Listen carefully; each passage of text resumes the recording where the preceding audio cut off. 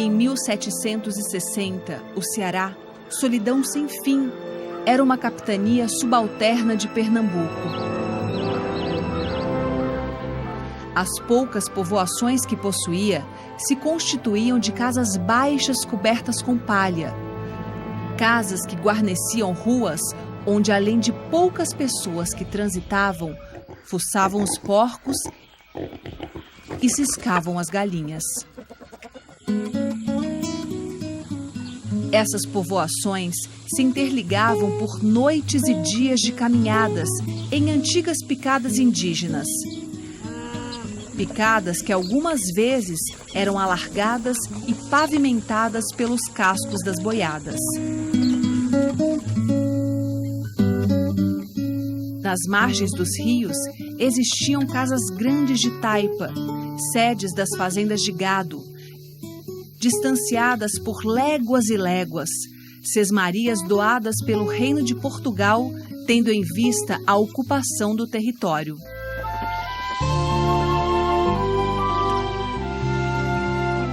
Em 1760, em uma dessas fazendas perdidas nos ermos, na fazenda Caiçara, em Exu, quase na confluência dos atuais estados de Pernambuco, Ceará e Piauí, nasceu Bárbara de Alencar, filha de Joaquim Pereira de Alencar e Teodora Rodrigues da Conceição.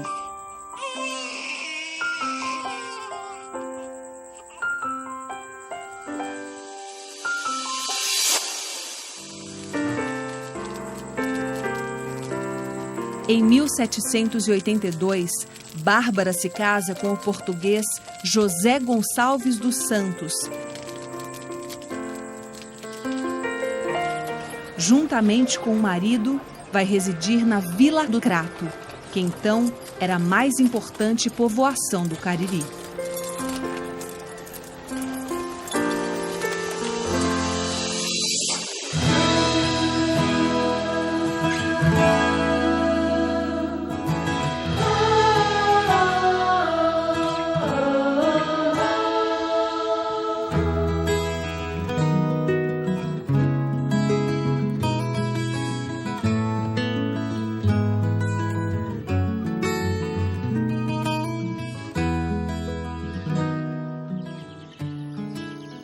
Eu tive 5 filhos. João Gonçalves dos Santos, que nasceu em 1783, no Crato. O Carlos José dos Santos nasceu em 1784, também no Crato. O Tristão Gonçalves de Alencar nasceu em 1789, na freguesia de Missão Velha. O José Martiniano de Alencar nasceu em 1792, no povoado Barbalha. E a minha filha, a Joaquina Maria de São José, nasceu em 1787, também no Crato.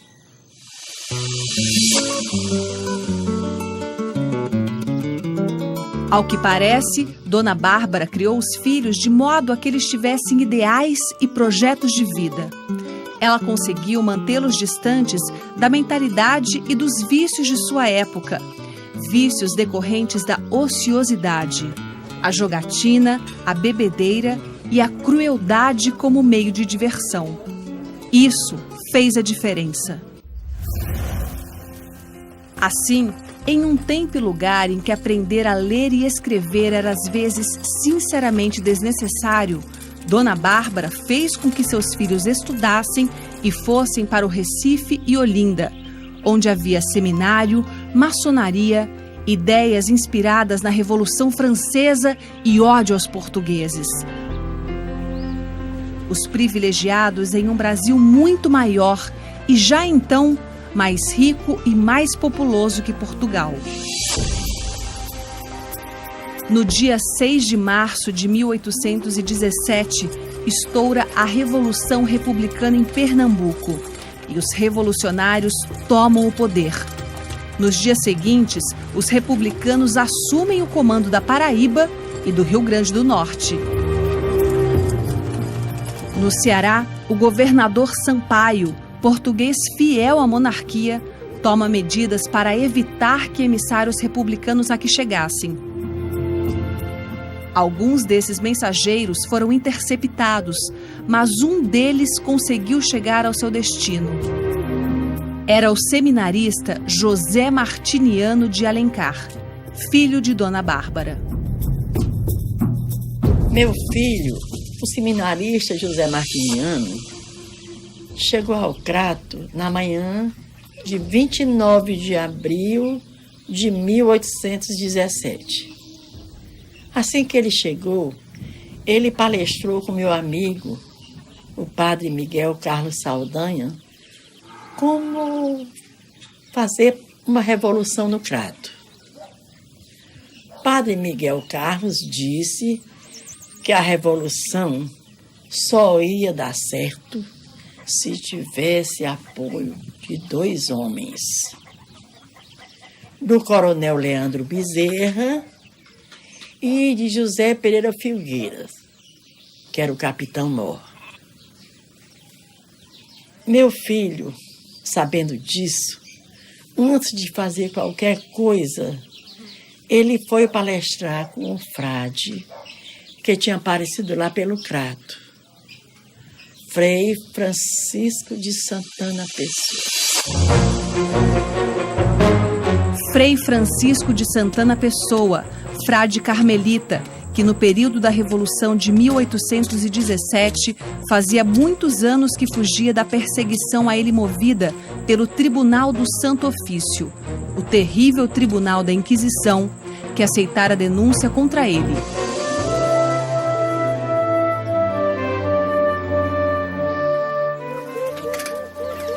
Dia 30 de abril, Dona Bárbara, entre um afazer e outro, ia garantindo o apoio incondicional da família Alencar à revolução que estava sendo preparada. Ela era a última palavra para filhos, irmãos, cunhados, genros e para muitos parentes mais afastados. Leandro Bezerra, coronel de milícias, grande proprietário rural no Cariri e monarquista de fortes convicções. Meu filho, o seminarista José Martiniano, juntamente com o Frei Santana, foram bem recebidos pelo coronel Leandro Bezerra. Mas o coronel Leandro, quando eles falaram em revolução, continuou a tratar bem os dois, mas disse que por nada no mundo ia participar de qualquer revolta contra o rei, a quem muito amava e respeitava. Aí, meu filho José Martiniano e o Frei Santana foram até o sítio São Paulo conversar com o capitão-mor Pereira Filgueiras, que até meu compadre era. José Pereira Filgueiras, de pouca cultura, mas muito respeitado pela sua extraordinária força física e pela sua biografia repleta de atos de coragem. Compadre Pereira Filgueira ouviu a proposta da revolução, aí ele se coçou, pensou, botou os olhos para cima, para baixo, mas calado ficou sem partido tomar. Os dois insistiram. Aí ele disse então que achava muito arriscado e que não ia fazer parte daquela revolução. Mas, na condição de capitão-mor, ele não ia atrapalhar.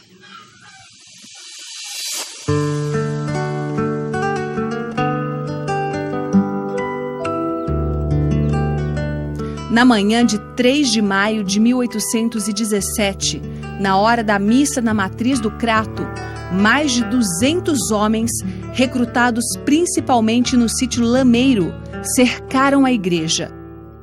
Era a tropa da Revolução. Depois que o celebrante, o coadjutor, Padre Vicente, fez o sermão, o seminarista José Martiniano entrou na igreja e subiu até o altar. Aí fez seu discurso entre aplausos, proclamando a adesão do Crato ao movimento republicano de Pernambuco. Na saída da igreja, formou-se uma passeata que foi até a cadeia e soltou os presos. Daí foram até a Câmara, onde nomearam um escrivão, lavraram várias portarias e escreveram e assinaram uma ata contendo a narração do ocorrido e uma mensagem de adesão ao governo republicano de Pernambuco.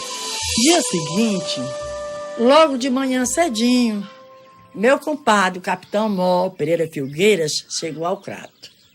Aí ele saiu pela vila, ouvindo de um e de outro o que tinha e o que não tinha acontecido. Mas meu compadre não dizia nada, só ficava ali escutando a fuxicada. Aí de tarde ele foi jantar com meu amigo padre Miguel Carlos.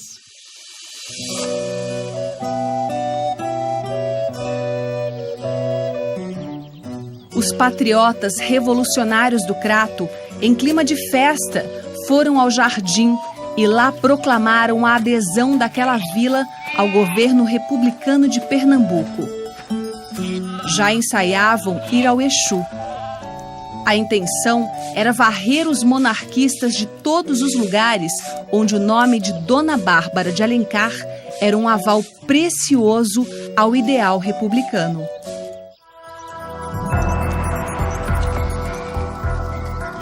O clima de festa persistiu até que os revolucionários souberam que o capitão Mor Pereira Filgueiras, juntamente com o coronel Leandro Bezerra, se aproximavam do Crato para restaurar o poder das autoridades fiéis ao rei.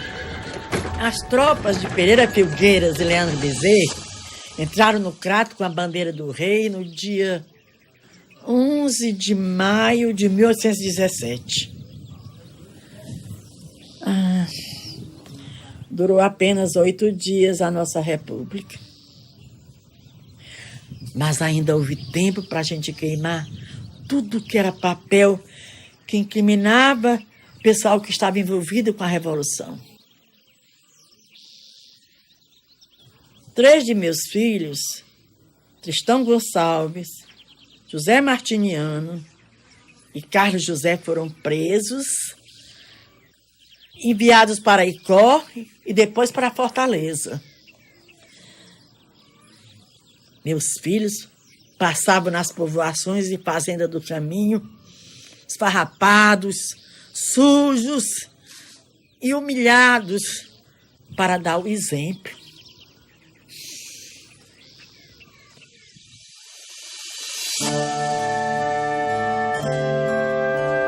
Nove dias depois da queda dos republicanos do Crato, caía o governo republicano de Pernambuco. Terminava assim a revolução que o folclorista Câmara Cascudo considerou a mais linda e a mais inútil acontecida no Brasil. Tocados pelo alvoroço, Bárbara e seus filhos, a 3 de maio de 1817, no antigo curato de São Fidélis, Missão do Miranda, Vila do Crato, no Paço Municipal, hastearam a bandeira da República.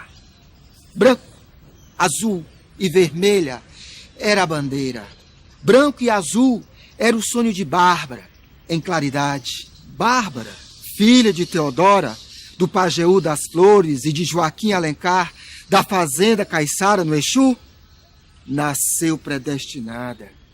8 dias durou a República de Bárbara, o sonho republicano de seus filhos, Carlos José, Tristão, Martiniano.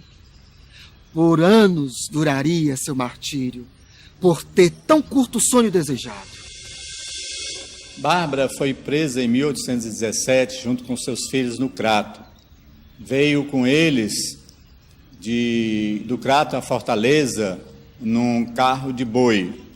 Geralmente, pelo que se fala, ela vinha sentada no carro dos bois e os filhos vinham a pé durante o caminho. E chegando em Fortaleza, eles ficaram num quartel da linha, que era um quartel que ficava mais ou menos ali onde hoje é a Santa Casa de Misericórdia. Esse quartel não existe mais. O que se conta é que os filhos ficavam encarcerados e ela ficava andando dentro do quartel, por ser uma senhora. Depois eles foram transferidos para a Bahia e fizeram essa mesma viagem, uma viagem penosa, muito dura, até a Bahia, ficando numa penitenciária na Bahia, até 2 anos depois, até o período da luta pela independência. Na luta pela independência, eles foram recuperados, inclusive Tristão, no caso, liderou o movimento pela independência aqui no Ceará. No final de 1822, a notícia do Grito do Ipiranga chegou ao Ceará. Dona Bárbara e seus filhos deram uma espécie de apoio desconfiado ao imperador Pedro I. A notícia do Grito do Ipiranga chegou com a convocação de eleição para a Assembleia Geral Constituinte, que seria encarregada de elaborar a primeira Constituição brasileira, para a qual o já padre José Martiniano de Alencar foi eleito deputado. Ele, juntamente com outros parlamentares, chegou ao Rio de Janeiro em março de 1823 e começou a trabalhar por uma Constituição que dava mais autonomia às províncias e diminuía o poder dos portugueses, que mesmo após o grito de independência ou morte, continuavam a mandar no Brasil.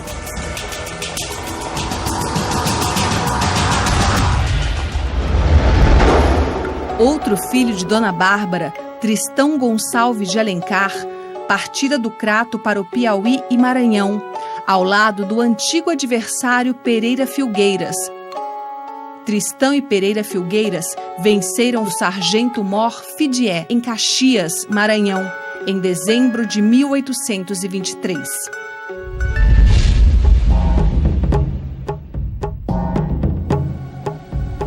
A notícia era que o imperador, a 12 de novembro de 1823, rasgou a Constituição, dissolveu com força armada a Assembleia Constituinte, prendendo alguns deputados e mandando outros de volta para suas províncias.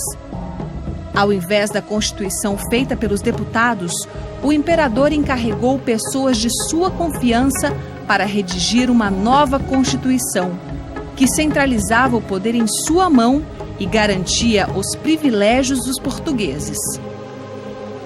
O meu filho, Tristão, e o compadre Pereira Filgueiras, que tinham vencido o Fidié no Maranhão, ao invés de voltarem ao Crato, como já vinham, levaram suas tropas para Fortaleza. Lá eles se encontraram com outro filho meu, o José Martiniano, que já tinha voltado do Rio de Janeiro. Já transcorria o ano de 1824. Um ano muito, muito triste para mim. A dissolução da Assembleia Geral Constituinte foi considerada traição, principalmente no Ceará e em Pernambuco. O clima de revolta exigia a destituição da dinastia de Bragança e a instituição de uma república.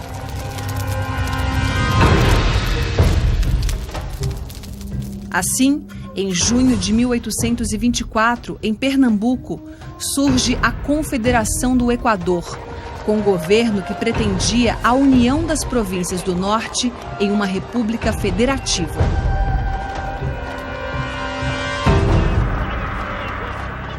Antes da instalação da Confederação do Equador no Ceará, Dona Bárbara reúne todos os líderes, os principais líderes, e eles resolvem, neste ato, usar pseudônimos para se protegerem melhor, já que na Revolução de 1817 eles foram de peito aberto e deu no que deu. Então, levanta-se o Tristão e diz: minha mãe, eu vou adotar o nome de Araripe, a serra que amamos. Então meu nome a partir de agora será Tristão Gonçalves de Alencar Araripe, e todos os meus descendentes o usarão. Levanta-se um padre e diz: Dona Bárbara, eu vou usar o nome de uma planta da Chapada do Araripe que verga, mas não quebra, que é o mororó. Eu serei conhecido como o Padre Mororó. Levanta-se um gordo e diz: Dona Bárbara, em homenagem às minhas gorduras, eu serei conhecido como o Bolão, Azevedo Bolão. E assim muitos outros tomaram nomes assim de Jucá e de outras para se protegerem melhor.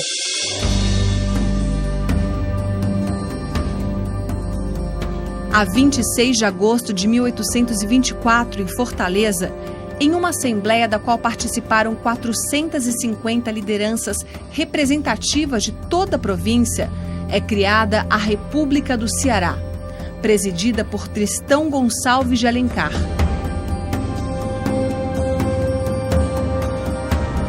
O Ceará, então, passa a integrar a Confederação do Equador, juntamente com Pernambuco, Paraíba e Rio Grande do Norte. A Confederação do Equador foi instalada em Fortaleza em 1824, no Palácio da Luz, com a presença de 450 pessoas, dentre elas a maioria da elite da cidade. E o fracasso foi o acovardamento de José Félix Azevedo Issá, que era o vice-presidente do Tristão Gonçalves. Então, as elites também, vendo a causa perdida em Pernambuco, eles trataram de se afastar do movimento. Isto fez com que Tristão Gonçalves seguisse para Aracati. Ele pretendia visitar outros municípios cearenses para fortalecer o movimento em Aracati. Quando ele chegou em Aracati, ele dispensa toda a sua tropa, paga regiamente todos eles e vai embora para casa. Vai pelo leito seco do rio Jaguaribe e no local chamado Santa Rosa, atualmente Jaguaribara, que hoje está já coberto pelas águas do Castanhão, ele foi atacado pelo Zé Leão e seus comparsas, que eram conhecidos como os Canelas Pretas, que, mediante um prêmio, eles fuzilaram e trucidaram Tristão Gonçalves de Alencar Araripe.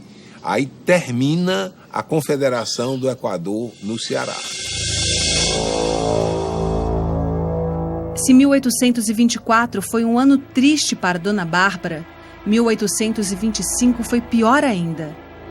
Em Fortaleza, houve a punição aos líderes da Confederação do Equador. Igreja do Rosário, ruflam tambores, ruflos mortais. O sino repicava em repetidos dobres pelos que iam morrer. Passeio público, Alameda esquerda.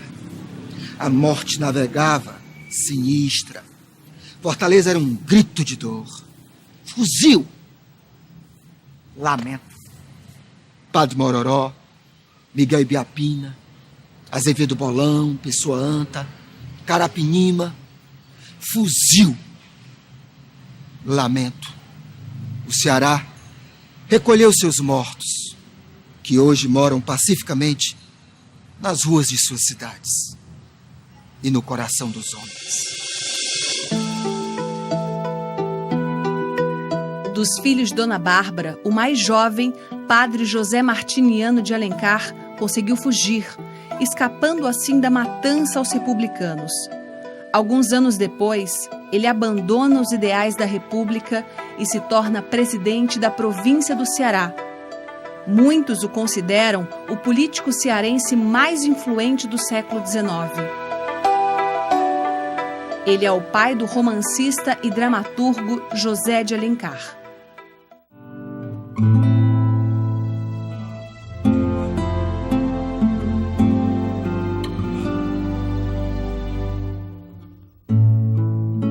Dona Bárbara de Alencar faleceu a 28 de agosto de 1832. Segundo alguns, na Fazenda Touro, no Ceará, na fronteira com o Piauí.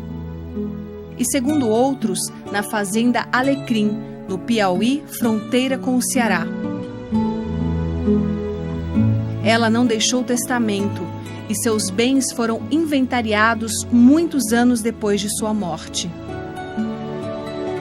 Pertences de uma vida vivida intensamente.